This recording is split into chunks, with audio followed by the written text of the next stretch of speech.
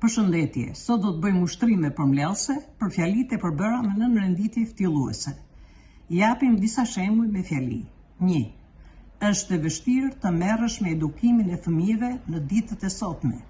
Pjesa e nënrenditur ftylluese lidhet me kryesoren me një folje të mënyrës lidhore. Të merresh. Cila gjë është e vështirë? Të merresh. Pjesa e nënrenditur luan rolin e kryefjalës. Ai vendosi që mendimin e shokëve të mos e kundërshtonte. Cilën gjë vendosi? Pjesa e nënrenditur është pas kryesorës dhe lidhet me të me lidhjen që. Kjo pjesë luan rolin e kundrinorit të drejtë. Kohët e fundit nuk po merret vesh. Kur do të bjerë shi? Pjesa e nënrenditur lidhet me kryesorën me lidhjen kur. Pjesa e nënrenditur është e vendosur pas kryesorës. Cila gjë nuk merret vesh? Kjo punë luan rolin e kryefjalës. Nuk e di, a do të vi dhe ai me ne?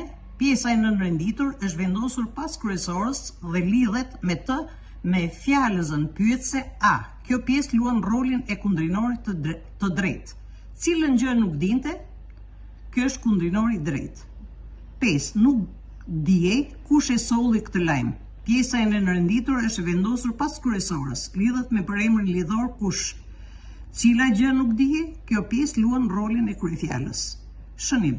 Kur pjesa e nënrenditur i përgjigjet pyetjeve, cila gjë është kryefjalore dhe kur i përgjigjet pyetjes cilën gjë është kundrinore.